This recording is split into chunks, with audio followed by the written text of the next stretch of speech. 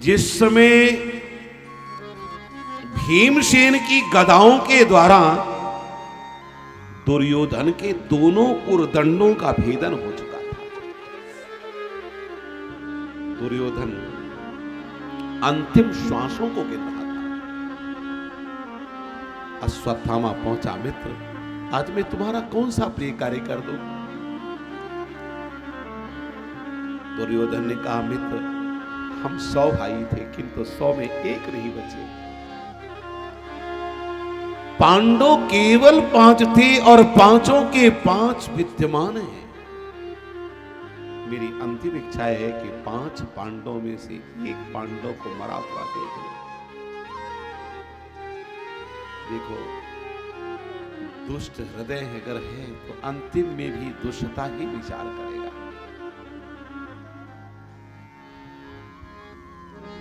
उसने कहा, 5 पांडवों का मस्तक तुम्हारे सामने प्रातः काल होने के पूर्व आएगा।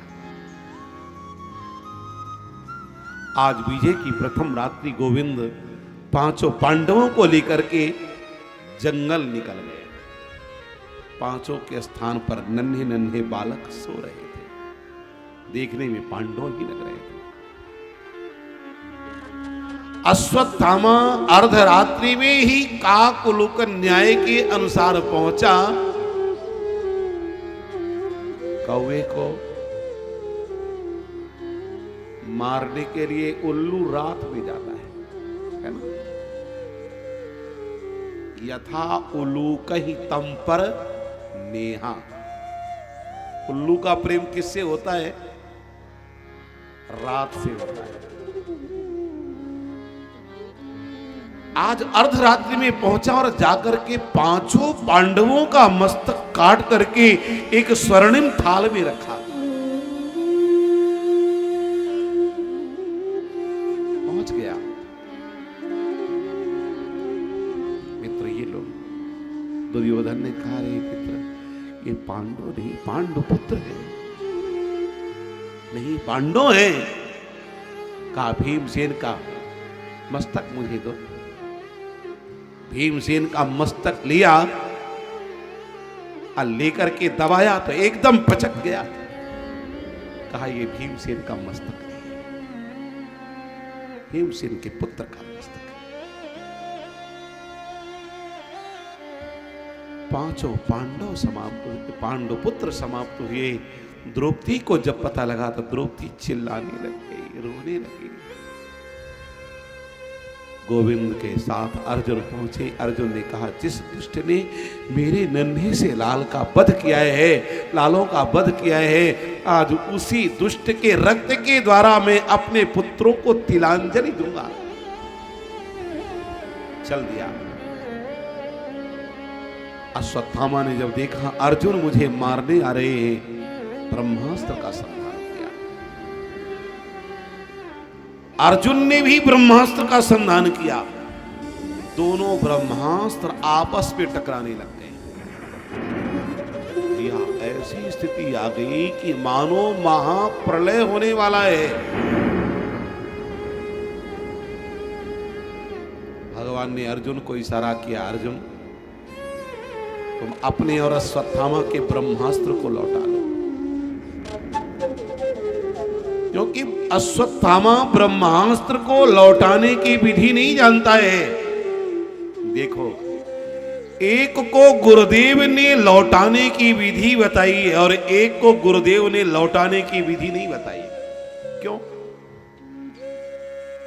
एक अधिकारी शिष्य है और एक अनधिकारी शिष्य है।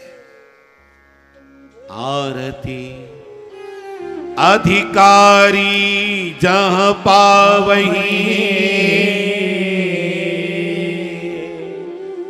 गूढ़ौ तत्वना साधु दुरावहीं। ध्रुव इधर अश्वत्थामा को बांध करके डाल दिया। भगवान ने कहा मार दो। सोए हुए व्यक्ति को नहीं मारना चाहिए, मतवाले को नहीं मारना चाहिए, स्त्री का वध नहीं करना चाहिए। शरणागत का वध नहीं करना चाहिए। भयभीत प्राणी का वध नहीं करना चाहिए। भय के मारे अगर कोई भाग रहा हो तो उसका वध नहीं करना चाहिए। इसने नन्हे नन्हे लालों का वध किया है, मारो। द्रौपदी के पास, द्रौपदी के पास ले जाकर के जब रथ खड़ा किया तो द्रौपदी तो चित्कार करने लगी। द्रौपदी का हृदय साधु हृदय है ना, द्रौपदी रोने लगी। मुच्यता मुच्यता में से ब्राह्मणो नितराम गुरु हो।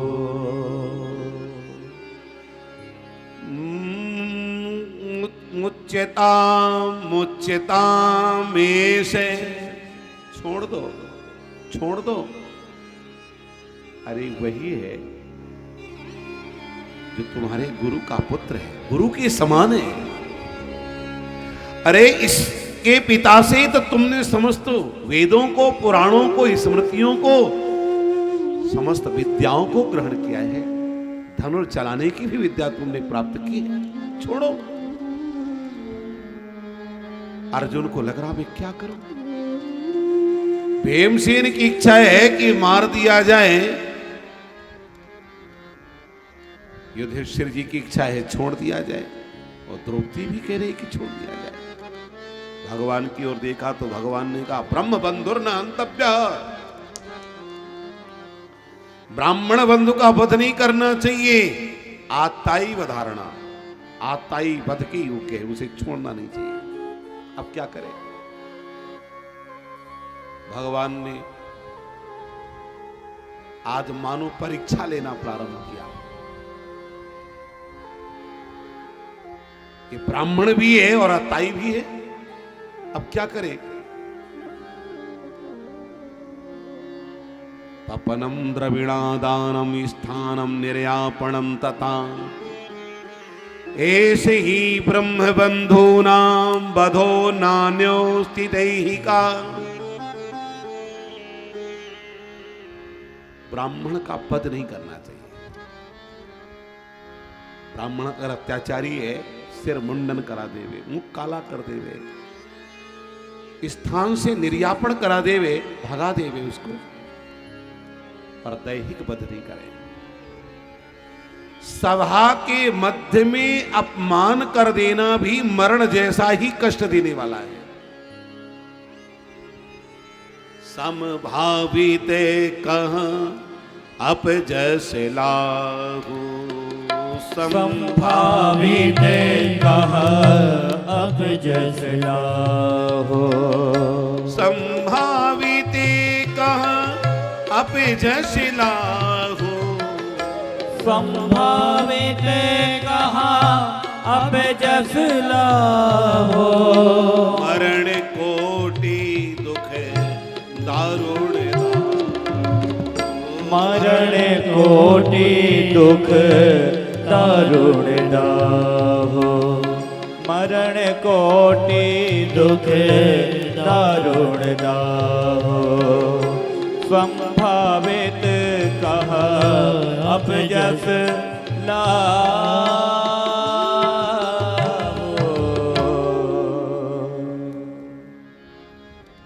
अश्वत्थामा को छोड़ तो दिया, पर अश्वत्थामा के हृदय में जो कालुष्य भरा हुआ था वो नहीं गया। अश्वत्थामा ने पांडव वंश को सर्वथा निर्वीज करने का निश्चय किया, समाप्त कर देना है। देखो, दुनिया को समाप्त किया जा सकता है, पर ठाकुर जी जिसकी रक्षा करना चाहे उसको कोई समाप्त नहीं कर सकता। जिसका रक्षक श्री राम, उसे कोई मार नहीं सकता। प्रभु जगन्नाथ का दास जगत से हार नहीं सकता। उत्तरा महारानी भगवान के उस समय पहुंची जिस समय भगवान द्वारिका की ओर जाने के लिए तैयार, एक हाथ रथ के डंडे पर ऐसे, एक पैर रथ के पावदान पर, लहरा रे कुंचित केस, मंद मंद मुस्कनी, तिरसी सी चितबनी भक्तों के मन को मुग्ध कर रही थी। मंद मंद मुस्कान से सभी मुग्ध हो रहे थे कि इसी बीच उत्तरा महारानी बड़े जोरों से दौड़ पड़ी और कह क्या रही है, पुकार किसको रही है? अपने ससुरों को नहीं पुकार रही है, अपने स्वजन संबंधियों को नहीं पुकार रही है, आज पुकार रही है तो केवल गोविंद को पुकार रही है। पाही पाही महायोगिन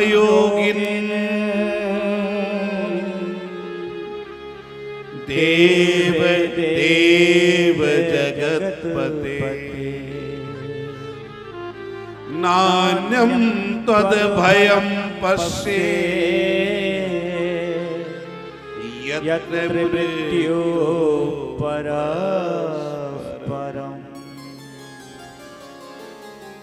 यत्र मृत्यु, यहां मेरी मृत्यु सामने खड़ी है कि देव जगतपते पाही पाही, मैं आपकी शरण दे। भगवान ने कहा देवी जी क्या चाहती हो? कहा चाहती यूं हूं कि मेरे प्राण भले ही निकल जाएं पर मेरे गर्भस्थ बालक के प्राण न निकलने पाए। ये कोई मां की दया है, मैं मर जाऊं तो मर जाऊं पर मेरे बेटे के प्राण न निकले। किंतु उत्तरा महारानी कह रही कि मैं इसलिए नहीं कह रही हूं कि मेरा बेटा है, मैं इसलिए कह रही हूं कि आपके भक्त का वंशधर है। अगर इसके प्राण निकल गए सारी दुनिया के लोग कहेंगे गोविंद के भक्त अर्जुन के वंश का ही सर्वनाश हो गया, तो आपको कलंक लग जाएगा। और गोविंद मैं ये नहीं चाहती कि आपको कलंक लगे।